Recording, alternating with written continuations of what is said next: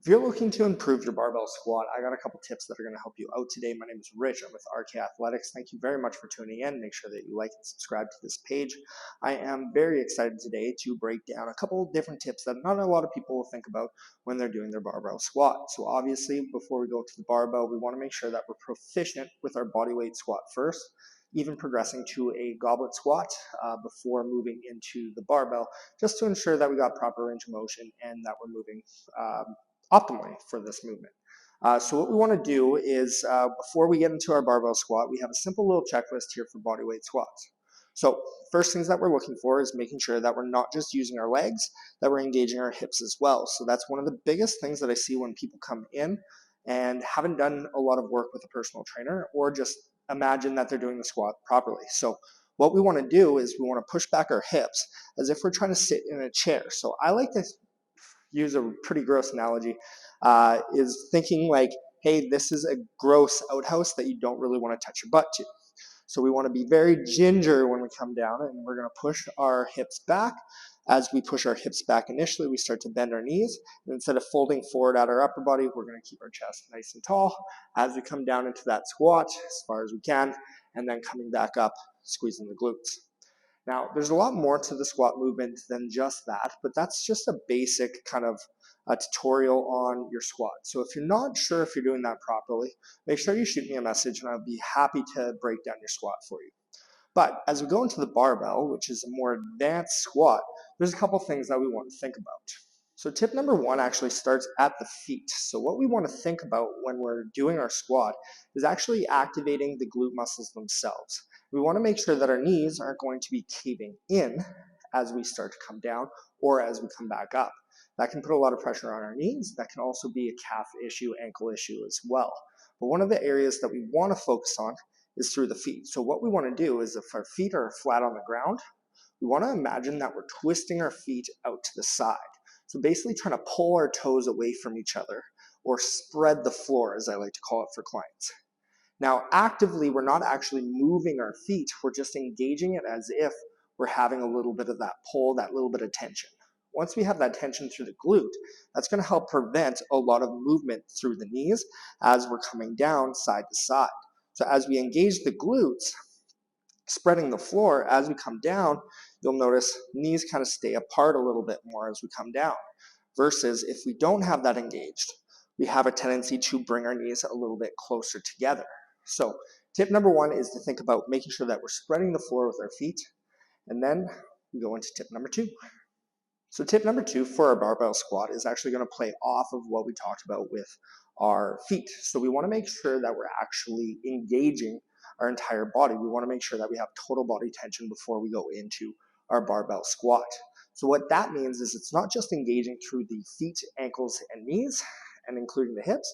We want to make sure that we're bracing our core properly. So we want to make sure we kind of create a little bit of a pop can. So one way I like to coach this is, imagine that you just coughed, that little and then hold that pressure in your core. So if you can hold that position, you're going to have a lot more of a brace for your core, and you're going to have a lot more effective squat. Plus, it's going to prevent you from using your lower back too much. Now, that's not the end of it. When we're doing our squat, we always think about like our lower body, but we never really think about our upper body. So what we really want to make sure we're doing is engaging our lats, which is going to help keep our core tight and keep our kinetic chain all activated. When there's a chink in that chain, things tend to fall apart. So when we're doing this, what we want to think about is, with the bar on our shoulders, essentially what we're doing is that we're pulling the bar back into the meat of our back there. So it's not just sitting here and your arms aren't just loose. We want to pull down and in. So that's going to keep us nice and tall, keep our shoulders back. And again, those lats engaged, so you're going to have a much better, more effective squat for yourself. So tip number three for your squat is regarding the depth side of things. Now, there's a lot of information out there that squatting all the way down as far as we can is probably one of the best ways to go. And honestly, that's going to be the goal for pretty much everybody.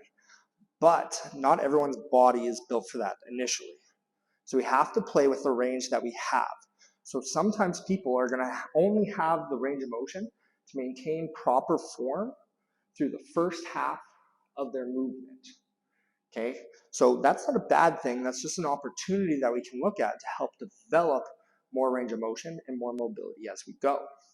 So what we want to do is we want to try to strengthen that range of motion, but we want to work on our mobility so that we can get nice and low, so that when we come from here, we start to come down a little bit further and a little bit further. So the entire time, we want to make sure that we're keeping our heels on the ground, and we want to make sure that we're doing so in a way that's pain-free. So if you're feeling pain as you're going through your squat, there might be something that is going wrong in that movement. So again, if you need to, send me a video. I will be more than happy to break down your squat form for you. So when we're going through our barbell squat, we do want to work on extending that range a little bit, but not at the sacrifice of our pelvic tilt, okay? So what I mean by that is as we're coming down, we want to make sure that we're keeping a nice flush lower back. So I don't mean hyperextending. That's one thing that we want to watch out for. And I don't mean rounding. That's usually a good sign that we're not really using our legs. So a good indicator of this is actually your bar path. So making sure the bar is coming straight up and down rather than having it fall forward or back. Now, if we find it kind of coming forward, we know what's happening is we're kind of coming up on our toes a little bit more. So as that bar comes forward, we might be leaning too far forward and need to just shift back onto our heels. So it might be a balance situation, it might be a mobility situation. We just want to play around and kind of see with that. If we notice that there's a little bit of a swivel at the bottom, especially where we come forward and then come back, again, we might not be activating through the quads, and we might not necessarily have the range of motion through our hips to make sure that we're doing the exercise properly. So again, working on the mobility side of things is going to really help with that. So how we do that is practice getting into the range of motion that we want to. So we can do this a number of different ways, and I'll probably cover these in a different video. But for now, we just really want to make sure that we're getting strong by getting this hip into a more flexed position. So focusing on areas like your hip flexors, focusing on your glutes, focusing on your internal and external rotation through the hips as well, are ways that we're going to have a ton of benefits. So there you have it, folks. There's 3 different tips that you can utilize while you're doing your barbell squat to make it more effective. So if you're struggling with any aspect of your barbell squat, please feel free to reach out again to either Rich at RKAthletics or on any one of my social media pages at RKAthletics, and you'll see my pretty mug on there. In the meantime, if you like this video, give it a thumbs up. Make sure you share it with a friend who might be struggling with the same thing, and make sure you live life to the fullest with RKAthletics.